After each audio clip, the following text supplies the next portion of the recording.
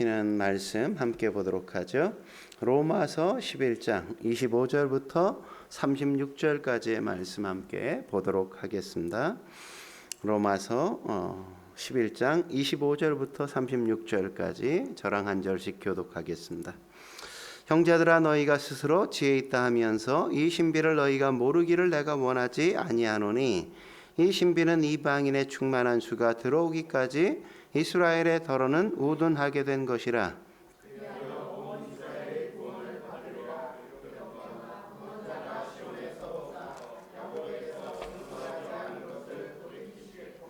내가 그들의 죄를 없이 할 때 그들에게 이루어질 내 언약이 이것이라 함과 같으니라.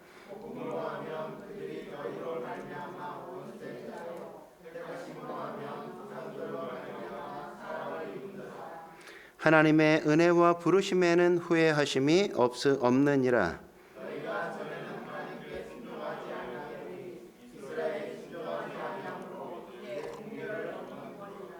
이와 같이 이 사람들이 순종하지 아니하고 이는 너희에게 베푸는 긍휼로 이제 그들도 긍휼을 얻게 하려 하심이라.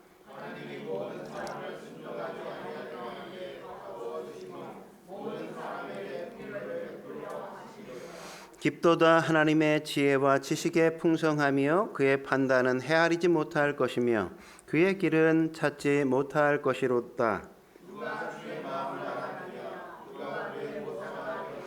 누가 주께 먼저 드려서 갚으심을 받겠느냐?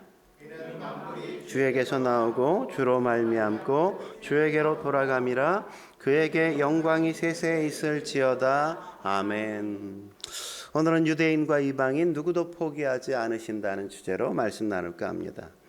로마서 9장과 11장은 사실은 이렇게 삽입부죠. 1장부터 8장까지, 그 다음에 12장으로 넘어가도 되는데 벼랑간 바울이 삽입해서 그 3장을 넣은 겁니다. 내용이 뭐냐? 동족인 이스라엘이 구원받지 못하는 딜레마에 대한 이야기. 왜 예수님이 왔는데 그를 영접하지 못하는가? 왜 믿지 않는가? 그렇게 메시아를 기다려왔는데 왜 이런 일이 벌어진 건가? 거기에 대한 내용을 다루는 거죠. 그 부분의 마지막 부분이 바로 오늘 본문인 겁니다. 사실 당시 로마 교회엔 유대인 교인보다 이방인 교인이 더 많았단 말이죠. 그러다 보니까 유대인 교인들의 영향력이 굉장히 작았단 말이에요. 그러다 보니 로마 교회 교인들 사이엔 이제 이스라엘은 버림받은 것 같아. 이스라엘 백성을 하나님께서 버리셨나 봐. 우리가 영적인 이스라엘인 건가 봐. 뭐 이런 자의식이 생기고 이런 오해들이 자꾸만 퍼졌단 말이죠. 그러니까 자꾸만 누가 움츠려들어. 유대 그리스도인들이 자꾸만 움츠려들 수밖에 없잖아요. 그런 상황에서 그런 오해를 풀어주고자 이 내용을 기록했단 말이죠. 이스라엘이 복음을 거부한 것은 그들을 버렸기 때문이 아니라는 겁니다. 마침내는 유대인과 이방인이 다 구원받는 것이 하나님의 놀라운 신비로운 섭리라고 바울은 그렇게 이야기하고 있단 말이죠. 그래서 36절에 보면 이렇게 말하는 걸 우리가 확인할 수 있죠. 같이 읽겠습니다. 시작. 이는 만물이 주에게서 나오고 주로 말미암고 주에게로 돌아감이라. 그에게 영광이 세세 있을지어다. 그러니까 모든 사람들이 다 주에게서 나오고 주로 말미암고 주에게로 돌아간다, 이렇게 이야기하고 있는 거죠. 하나님은 유대인도 한 번도 포기한 적이 없고 이방인 역시도 포기한 적이 없다. 누구도 나는 버리지 않는다, 이렇게 말씀하시는 거죠. 그렇다면 하나님의 그 구원을 바라보며 어떻게 우리가 살아야 될까요? 첫째로 반전의 하나님을 신뢰해야 한다는 겁니다. 반전의 하나님을 신뢰해야 한다는 거죠. 반전의 하나님이 뭡니까? 우린 그런 생각들을 하잖아요. 쉽게 단정을 하거나 쉽게 예단하거나 그런 경우들이 많지 않습니까? 그런데 그러지 말라는 거죠. 그러지 말라는 거죠. 우리는 살다 보면 다 끝난 것 같아. 그럴 때가 있지 않습니까? 그렇게 우리는 포기하잖아요. 그렇게 포기하지 말라는 거예요. 말라는 거. 여러분, 양키스 팀의 야구 선수 요기베라가 그런 말 했죠. 끝날 때까지 끝난 게 아니다 이랬잖아요. 끝날 때까지 끝난 게 아니라고. 우리는 어려움이 오면, 장애가 생기면 다 끝났어 이렇게 자포자기하거나 포기할 때가 너무너무 많단 말이죠. 그런데 포기하지 않으면 역전될 때가 얼마나 많냐 이거죠. 야구는 뭐라고요? 9회 말 투아웃부터 이렇게 시작된다고 얘기하잖아요. 그러니까 예단하거나 단정하거나 포기하거나 그러지 좀 말라는 거죠. 오늘 25절 말씀 같이 한번 읽어볼까요? 25절 읽겠습니다. 시작.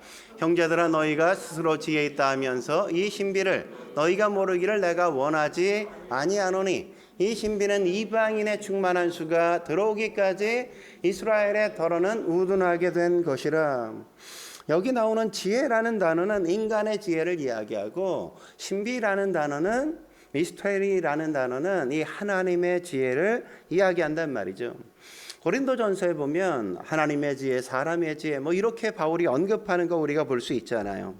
하나님의 지혜에 해당하는 게 이 신비, 미스테리인데 이 말의 의미는 반전이라는 의미고 또 다른 말로 하면 역전 이런 의미란 말이죠. 역설 이런 의미. 그러니까 다 뒤집어질 수 있다 이런 거란 말이죠. 다 뒤집어질 수 있는데 너희가 쉽게 포기해선 안 된다 그런 의미란 말이죠. 그러니까 25절을 우리가 한마디로 우리가 번역하면 이런 거예요. 야, 내 머리 가지고 뭘 알아 알기는. 하나님의 생각을 내가 뭘 알겠어. 하나님의 계획을 내가 뭘 알 수 있다 그래. 그런 말이에요. 한마디로 얘기하면. 그래서 이스라엘이 우둔하게 되었다는 건 뭐예요? 예수님이 이 땅에 오셨는데 그분을 믿지도 않을 뿐만 아니라 그들이 불순종한 걸 가르쳐서 이스라엘이 우둔하여졌다 이렇게 이야기한 거란 말이죠. 그래서 망했냐? 그래서 끝났냐? 그렇지 않다고 성경이 이야기하는 거죠. 그것 때문에 어떤 일이 벌어졌어요? 이스라엘이 예수님을 십자가에 못 박는 일 때문에 어떤 일이 벌어졌어요? 이방인의 충만한 수가 예수를 믿고 교회 안으로 들어오는 더 놀라운 일이 벌어지게 되었다는 걸 이야기하고 있잖아요. 그러므로 하나님은 인간의 불순종, 인간들의 실수, 인간의 실패 그것까지도 사용해서 하나님은 구원의 더 놀라운 문들, 더 큰 문들을 열어 가신다는 걸 우리가 기억해야 된다는 거죠. 여러분 생각해 보세요. 유대인들이 사도행전에서 잘 믿었다면, 예수님을 너무너무 잘 믿었어. 그럼 유대인들이 막 이방인에게 전도했겠어요? 그렇지 않죠. 그죠? 예루살렘이 막 너무너무 뜨거워졌어. 막 그래서 유대인들에게 막 전도하는 일이 막 벌어졌어. 그럼 예루살렘도 전도하기 바쁜데 뭘 딴 데까지 가? 이러고 아무것도 안 했을 거잖아요. 근데 예루살렘에 막 유대인들이 박해를 시작하니까 어떻게 해요? 도망칠 수밖에 없지. 흩어질 수밖에 없지. 그러니까 유대로도 가기도 하고 사마리아 땅으로도 가기도 하고 저 땅끝까지도 가서 복음을 전할 수밖에 없는 상황들이 벌어지게 되었단 말이죠. 그게 사도행전 8장 2절이 말씀하는 내용 아닙니까? 박해가 일어나서 스데반 집사를 막 죽이니까 어떻게 했어요? 사람들이 다 무서워서 흩어지려니까 말로 하니까 안 흩어져. 그러니까 막 박해하니까 다 흩어질 수밖에 없는 상황이 벌어지고, 그래서 세계 각곳에 막 복음이 증거되어지고 전해지는 역사가 나타날 수밖에 없었다 그런 거죠. 그러니까 이런 걸 보면서 하나님은 사람들의 악함까지도 사용해 하나님의 거룩한 뜻을 이루어 가신다는 걸 이야기하는 거죠. 그래서 살면서 우리 가운데 누가 불순종하거나 누가 방해하거나 여건이 안 좋아지거나 그런 거에 너무 예민하게 신경 쓰거나 반응하지 말라는 겁니다. 하나님만 바라보라는 거죠. 하나님은 그 모든 것들을 이용해 빨리 가게 만드실 거라는 겁니다. 하나님의 뜻을 마침내 이루고야 마신다는 거죠. 그러면 되게 우리가 어때요? 마음에 안심이 되죠. 어떤 일이 벌어져도 잘 될 거야. 하나님이 역사하실 거야. 이런 생각을 갖게 되어지면 뭐 사람들이 방해해도 좀 어려움이 찾아봐도 어떤 문제가 생겨도 이것도 하나님이 무슨 뜻이 계셔서 이렇게 만드신 거겠지. 이러면 마음의 평안을 얻잖아요. 흔들리지 않잖아요. 에휴, 뭐 별짓 다 해봐. 어? 그래도 하나님이 다 만드실 거야. 이런 생각을 갖게 되어지면 별로 흔들릴 일이 없다고요. 두려워할 일이 없어. 우리의 삶에도 마찬가지라고요. 그걸 우리의 인생에도 적용해야 된단 말이죠. 반전은 언제든지 가능하다는 거죠. 하나님은 언제나 역전의 명수시라는 거죠. 안 되는 게 아닐 가능성이 있단 말이죠. 반전은 일어나는 겁니다.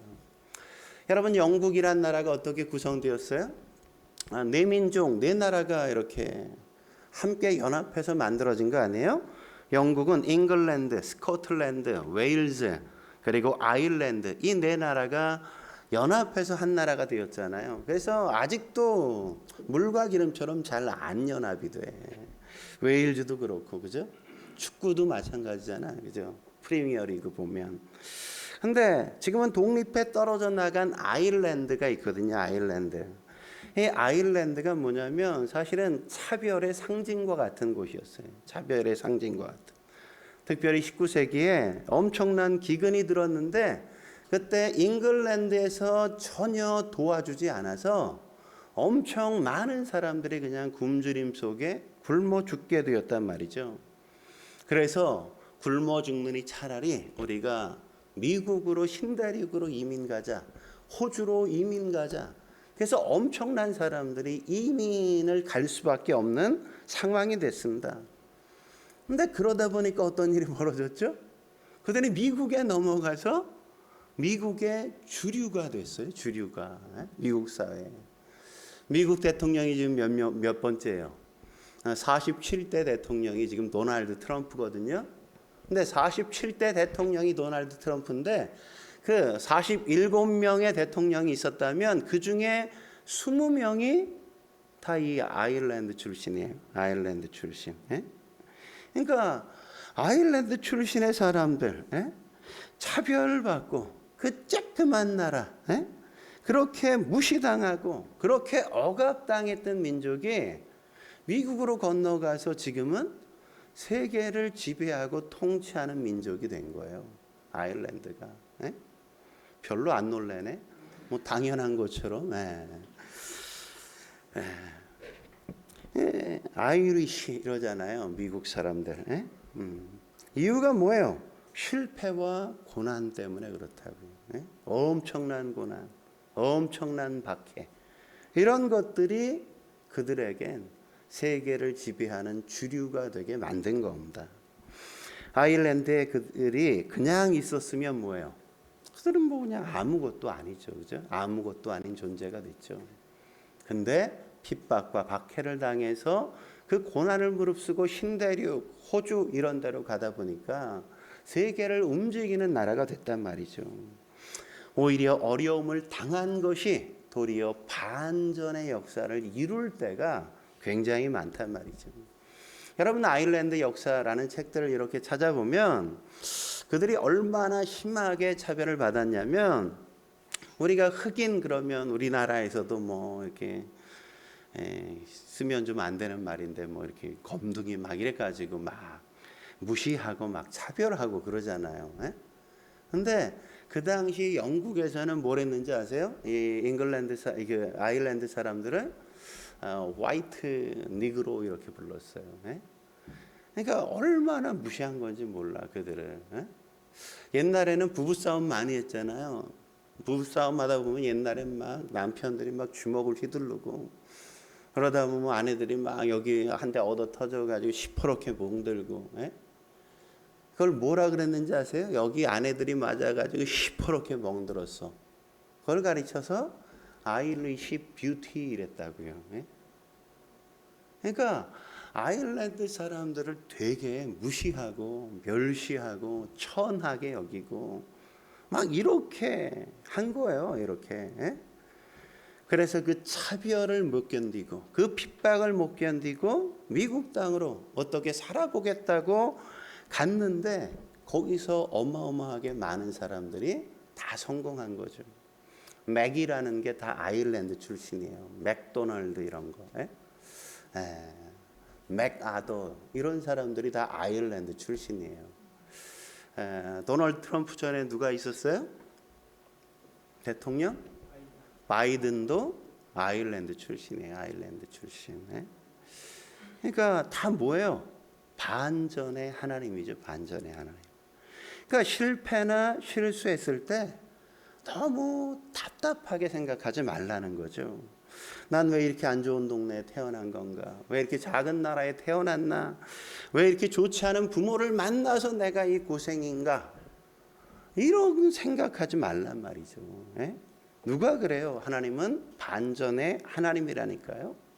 또 반대도 가능한 거죠. 나는 금수저야. 그 금수저라고 자랑질하는 그 사람도 반전의 하나님은 깡통차게 만드실 수 있다고요. 애굽에 바로 치셔서 장남 죽이니까 네 미래 끊어버리시는 거 아니에요, 하나님이. 하나님은 그렇게 하신단 말이죠. 여러분, 십자가가 뭡니까? 십자가가 반전이잖아요. 반전. 십자가가 예수님이 십자가에 못 박혔어. 그거 보고 사람들은 다 어떻게 생각했어? 이젠 다 끝난 거야. 사람들은 절망하고 좌절하고 패배했다고 생각하고. 근데 하나님이 거기에 반전을 시키시잖아요. 예수님이 부활하신 거 아닙니까? 죽음을 이기시게 만드시잖아요. 하나님은 승리를 주시는 분이라고요. 그렇게. 그러니까 우리가 어떤 어려움이 오고 조금 힘들어진다고 거기에서 그냥 너무 푹 빠져가지고 헤어나오지 못하고 그냥 거기서 막 허우적거리고 그러지 말라고. 언젠가 하나님이 나를 어떻게 반전시키실지 모른다고요. 그리고 또 이방인들이 그러다 보니까 유대인들이 안 믿다 보니까 이방인들이 복음을 들어서 엄청 믿게 됐어. 이방 선교가 다 일어났어. 그죠? 근데 이방인들이 이제는 너무 많이 믿어. 그러다 보니까 이방인들이 다 믿고 나니까 어떻게 돼? 이방인들도 이 교만해져 자꾸. 그러다 보니까 어떤 일이 있게 되어져요? 역으로 또 다시 반전이 있어서 유대인들이 믿는 역사가 있게 되어진다는 거죠. 그래서 26절에 뭐라고 얘기합니까? 26절 말씀에 보면 그러하여 온 이스라엘이 구원을 받으리라 이렇게 말씀하잖아요. 이제 이방인들이 막 교만해지다 보니까 이제 복음이 유대인에게 넘어가서 유대인들이 다 구원받는 역사가 있게 된단 말이죠. 나치가 유대인 학살한 이유가 그런 것 가운데 하나가 아닙니까? 600만 명이나 학살하게 됐잖아요. 그러면 뭐 끝나야 되는 거 아니에요? 유대인은 더 이상 소망이 없고 600만 명이나 죽고 디아스포라로 다 흩어졌으니까 유대인은 더 이상 역사 속에 존재하지 말아야 되는데, 근데 그 밑바닥에 하나님의 반전의 역사가 시작되잖아요. 하나님의 은혜가 부어지잖아요. 유대인들이 가장 밑바닥에 고난을 받을 때 거기에 하나님의 가장 큰 은혜가 역사한단 말이죠. 그래서 2000년 만에 그들이 팔레스틴 땅에 돌아와서 나라를 세우게 되는 역사가 시작되는 거 아닙니까? 어쩌면 나치가 그렇게 박해하지 않았으면 유대인들은 팔레스틴에 나라를 세울 수가 없었을 거라고요. 왜 그들이 나라를 세울 수 있어요? 독일 사람들이 더 이상 그들이 나라를 세우는 걸 미안해가지고 죄책감 때문에 반대할 수가 없는 거야. 반대할 수가 없는 거야. 그들이 나라를 세우는 걸 찬성해줘. 지들이 한 짓이 있으니까. 그래서 팔레스틴 땅에 유대인들이 나라를 세우게 된 거란 말이죠. 그러니까 잘 봐야 되는 겁니다.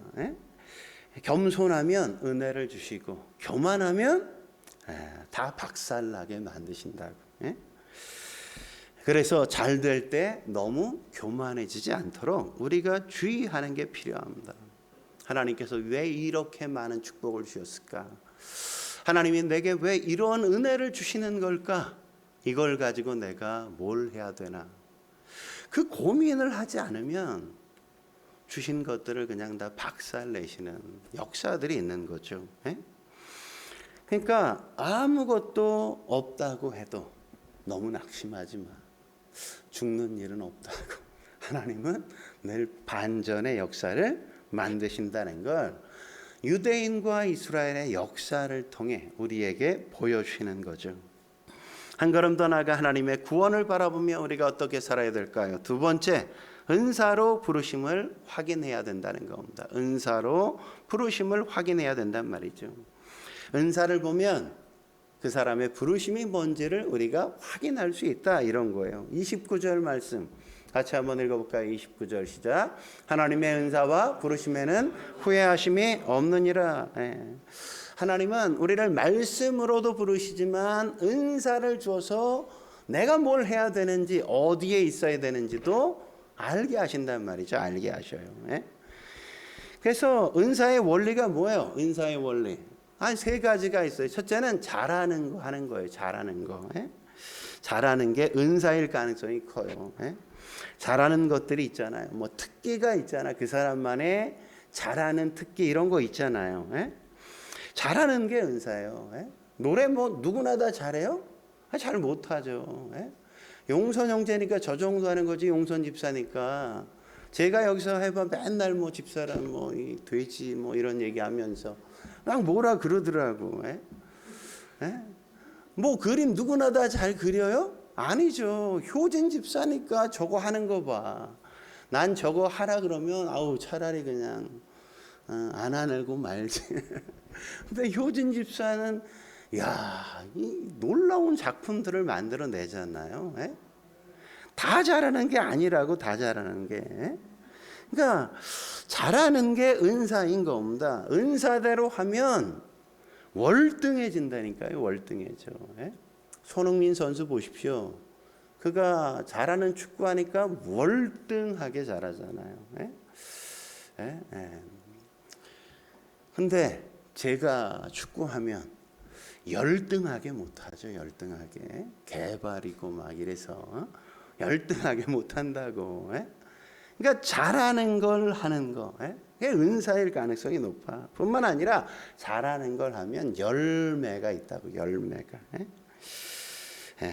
그런데 은사가 없는 사람이 하면 열매가 별로 없어. 열매가. 여러분 달란트 비유가 그런 거잖아요. 남겼다 그런 거 아니에요. 남겼다. 얼마 남겼어? 뭐 5달란트, 2달란트 남겼어. 이게 뭐예요? 열매잖아요. 열매. 잘하니까 열매가 이렇게 생기는 거죠. 그러니까 은사대로 하면 잘할 수 있는 거예요. 그러니까 잘하는 거 우리가 하려고 그래야 돼. 내가 뭘 잘할까? 우리가 잘 모를 수 있어요. 그래서 주변에 좋은 사람이 있는 게 굉장히 중요해. 주변에 있는 사람이 자꾸만 이렇게 얘기해야 되는 거죠. 야, 너 이거 되게 잘한다. 어쩌면 이걸 이렇게 잘할 수가 있어? 야, 그렇게 하니까 되게 멋지네. 너한테 딱인 것 같아. 막. 그런 걸 뭘 확인시켜 주는 거예요? 내가 잘하는 게 뭔지를 자꾸만.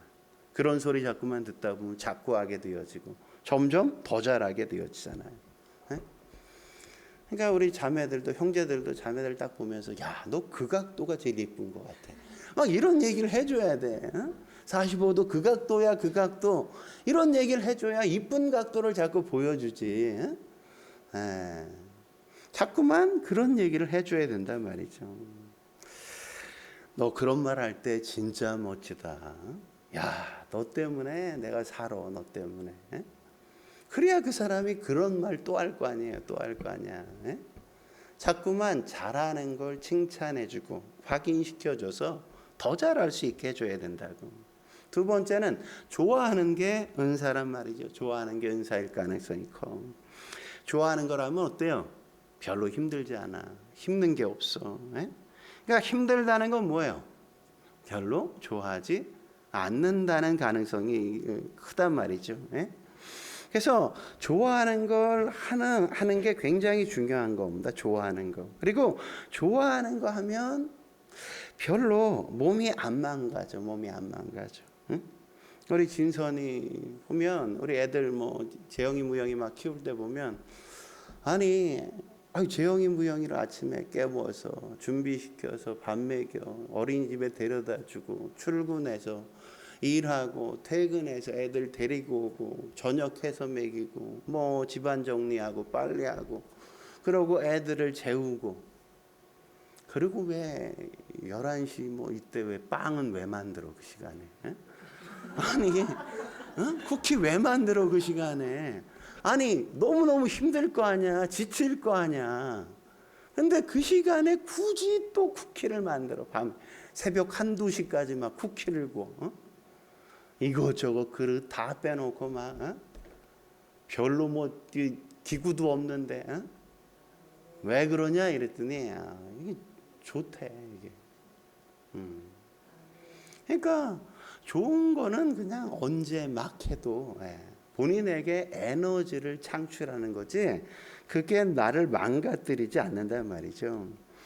근데 또 하나 우리가 잊지 말아야 될 건 하기 힘든 걸 하는 것도 능력이란 말이죠. 하기 힘든 거를 하기 힘들다고 다 안 하고 살 수 있나? 못 하잖아요. 그죠? 근데 그걸 기꺼이 해보는 거야. 그러다 보면 뭐예요? 그게 내게 은사는 없어도 웬만큼 할 수 있게 하다 보면 또 그게 좋아져. 그럼 그게 또 어느새 내 은사가 되는 그런 일들도 드러나는 겁니다. 그리고 세 번째, 옳은 게 은사여야 한단 말이죠. 옳은 게. 잘하는 것도 중요해. 좋아하는 것도 중요해. 근데 그게 옳은 거여야 돼. 도둑질을 너무 잘해. 그게 은사일 수 있어요? 아유, 뭐 그냥 얼마나 남의 것들을 잘 갖고 오는지 도둑질을 너무 잘해. 뭐 길에 가다 보면 소매치기 너무 잘해. 아유, 너무 희열을 느낀다 걔는. 그게 은사일 수 있을까 하나님이? 그런 건 은사일 수 없죠. 도박 뭐 너무 잘해. 뭐 섰다 막 너무 잘해 막. 그런 것들은 아무리 좋아해도 은사일 수는 없는 거죠. 하나님이 그걸 은사로 주실 리는 없잖아요. 없잖아. 그러니까 그런 것 아니고 옳은 게 은사란 말이죠. 그러니까 우리의 은사를 뭔지 확인하면 내가 뭐로 섬겨야 되는지를 우리는 확인할 수 있는 거죠. 그래서 바울은 빨리 은사를 발견하고 부르심대로 살면 너희는 후회하지 않는다고 이야기하는 겁니다.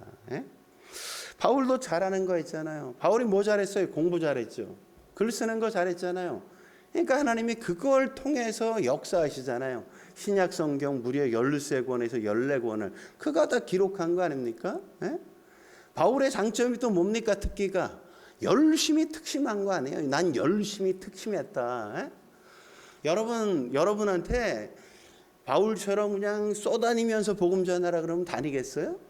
바울처럼 다닐 수가 없어. 그 걸어서 그렇게 다닌 거거든. 걔는 그냥 가만히 있질 못하잖아. 열정이 있으니까. 아니 누가 뭐 예수 믿는 사람 잡아오랬어?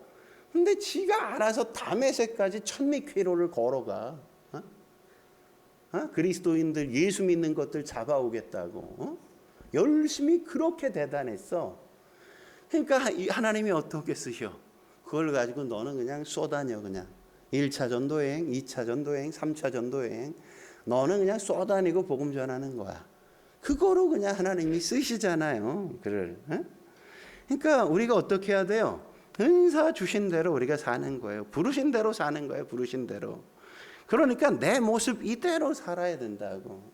남과 비교하지 말라고 자꾸. 옳고 그런 거 아니란 말이죠. 우리는 다른 것이지. 부르신 대로 사는 거예요. 그냥. 손과 발이 다르잖아요. 입과 귀가 다르단 말이죠. 그러니까 우리는 다르게 부름받았지 옳고 그른 거로 부름받지 않았단 말이죠. 그러니까 우리가 어떻게 살아야 돼? 부르신 자리에서 그것으로 하나님을 예배하고 세상을 섬기고.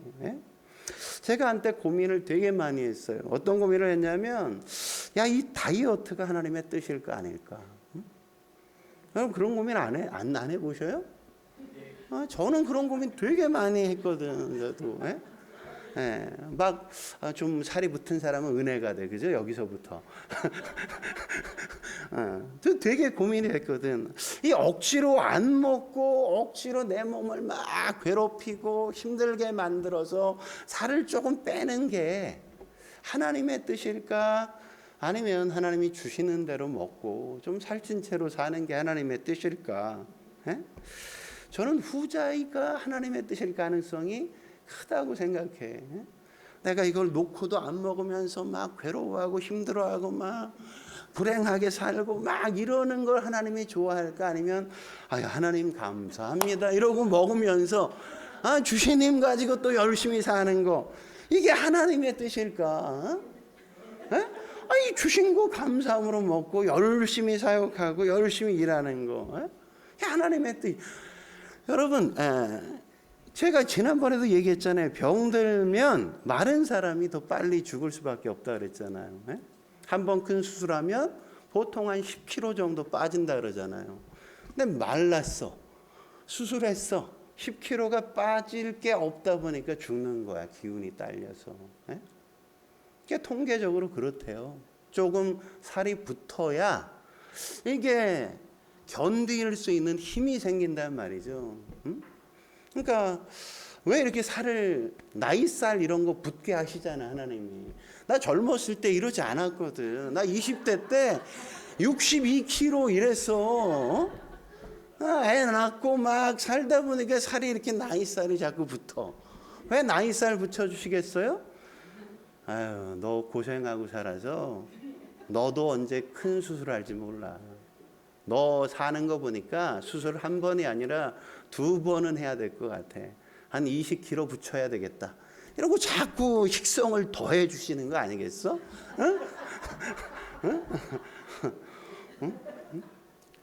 그러니까 이게 은혜, 하나님이 괜히 나이살을 두시는 게 아닐 거라고. 그냥 뭐 안 믿나 본데 믿거나 말거나, 이거 뭐 분명한 건 아닌데 제가 그냥 제 묵상엔 그래. 그래서 뭐든지 너무 억지로 하려고 하지 않는 게 굉장히 중요하다고 생각이 들어요. 하나님이 필요하니까 주시는 거지. 나이 들면 눈이 좀 침침해지잖아요. 왜 침침하게 하실까? 그만 좀 책 보고 기도해라 이런 거죠. 그만 좀 보고 기도해. 왜 귀가 안 들려요? 자꾸만 사람 찾아다니면 맨날 수다 떨지 말고 하나님의 음성 들어 이런 거잖아요. 하나님의 음성 들으라고. 사람 찾아다니면서 이 얘기 듣고 저기 가서 또 저 얘기하고 그러지 말라고. 자꾸 말 옮기지 말고 하나님 앞에 엎드려 기도하란 말이죠. 그래서 하나님께서 우리에게 때를 따라서 우리에게 주시기도 하시고 걷어가시기도 하시고, 하나님의 뜻이 있어서 그러시는구나 이렇게 우리가 받는 거, 그게 부르심이란 말이에요. 부르심. 그래서 부르심대로 후회하지 않고 사는 방법이 뭐냐? 은사를 부르심으로 여기고 살면 후회하지 않아. 복음이 뭐냐? 내가 보고 변화되는 걸 추구하는 것만이 복음이 아니라 부르심을, 내 은사를 감사함으로 받고 찬양하며 사는 게 복음이란 말이죠. 복음으로 변화됐다는 건 환경이 변화됐다는 게 아니라고요. 환경은 변화된 게 없어. 그대로야. 늘 똑같아. 근데 옛날에는 맨날 안 변해서 불평하고 원망을 막 쏟다가 어느새 복음 때문에 내가 하나님 감사합니다. 이렇게라도 살게 하시는 거 감사합니다. 이것도 주님의 은혜입니다. 자족할 줄 알고 감사하게 만드는 거, 그게 바로 복음인 거죠. 우리가 성공해야 사람들이 하나님이 살아있구나 이걸 아는 게 아니라, 내가 어려워짐에도 불구하고 처음엔 엄청 원망하고 불평 쏟다가 야 불평이 싹 사라졌어. 입술에서 감사가 터져 나와. 야, 쟨 진짜 하나님이 살아계신다. 그거 보고 그렇게 나오는 거죠. 저와 여러분의 삶이 그럴 수 있길 주의 이름으로 축원합니다. 마지막으로 하나님의 구원을 바라보며 어떻게 살아야 할까요? 세 번째, 하나님의 지혜를 찬송해야 한단 말이죠. 하나님의 지혜를 찬송해야 돼요. 우리가 뭘 찬송해야 하는가? 우리가 납득하지 못하는 세계가 있다는 걸 우리는 인정해야 돼요. 인간계가 있어 우리가 살아가는 육이라고 말하는, 성경에서 육이라고 얘기하는 육이 있고, 이 인간계가 있고 영이 있어. 영계가 있단 말이죠. 영계가. 근데 이 인간계와 영계는, 육과 영은 그냥 딱 떨어져 있는 게 아니라 연결돼 있거든. 서로 영향을 끼치게 되어지거든. 그러다 보니까 우리가 육적으로 막 살면 어떻게 돼요? 영적으로 우리가 약해져. 영적으로 약해져서 하나님으로부터 멀어지면 어떻게 하실까? 하나님이 확 쳐. 우리를 깨뜨려. 그래서 우리의 육이 무너지게 만들어서 우리가 영적인 것에 관심을 갖도록 만드신단 말이죠. 만들어. 그래서 여러분, 예전에 많은 분들이 막 엄청 잘 나갔는데 폭삭 망해. 그래서 예수 믿는 사람 되게 많았잖아요. 그죠? 하나님의 살아계신다는 거 인정하지 않았어. 근데 어느 날 그냥 큰 질병에 딱 걸리니까 하나님이 살아계신대. 그러는 일들 얼마나 많았어요. 그 얘기예요. 33절 같이 읽어볼까요? 33절 시작. 깊도다 하나님의 지혜와 지식의 풍성하며 그의 판단은 헤아리지 못할 것이며 그의 길은 찾지 못할 것이로다. 그러니까 인간계와 영계가 있다고. 근데 이 밸런스를 잘 맞춰야 되는데 우리가 살다 보면, 우리가 육을 갖고 살다 보니까 자꾸만 육적인 것에 우리가 치우쳐. 그러다 보면 하나님이 내버려 두시지 않고 우리를 밸런스를 맞추기 위해 우리를 치실 때가 있다고. 우리를 힘들게 할 때가 있다고. 그걸 가리켜 뭐라 그래요? 역설이다 그러는 거예요. 역설이다. 성경에 보면 그런 말 있죠. 살고자 하면 죽고 죽고자 하면 살고. 살고자 하면이 뭐예요? 우리가 뭐가 살고자 하는 거예요? 육이 살고자 하면, 그죠? 여러분 다 그거 원하잖아. 좀 제대로 살고 싶어 하잖아. 나도 떵떵거리고 살고 싶어 하잖아. 살고자 하면 뭐가 근데 죽어요? 영이 죽어. 영이, 우리의 영이. 맨날 싸돌아다니고 뭐 하나님 하나도 안 만나고, 육이, 영이 다 죽는다고. 근데 죽고자 하면, 우리의 육이 죽고자 하면 그 다음에 뭐가 살아요? 영이 산단 말이죠. 영이 살아요. 이 밸런스를 하나님이 자꾸만 맞추시는 거예요. 또 어떤 게 있어요? 먼저 된 자가 나중되고 나중된 자가 먼저 되고. 그러잖아요. 우리 말레자매도 오면서 얘기하니까 뭐 어머니, 아버지, 형제 중에 뭐 한 분이 최근에 최근에 이제 잘 나가게 되셨대. 제일 다른 분들이 잘 나가고 그분이 참 어렵게 사셨는데 지금은 잘 나가서 그분이 뭐 저 양양에 펜션도 이렇게 집도 막 짓고 그러셨대.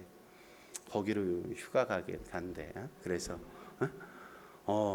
근데 생각해 보세요. 그러니까 먼저 된 자는 나중되고, 그러니까 먼저 성공하면 나중되잖아. 유대인이 먼저 선택받았다고 우린 선택받았어 이러니까 다 나중되지 않습니까? 나중된 자는 뭐야? 먼저 되잖아요. 이방인들 나중됐어. 나중되니까 어떻게? 그것도 은혜라고 막 열심히 하기 시작하니까 엄청 잘 되잖아.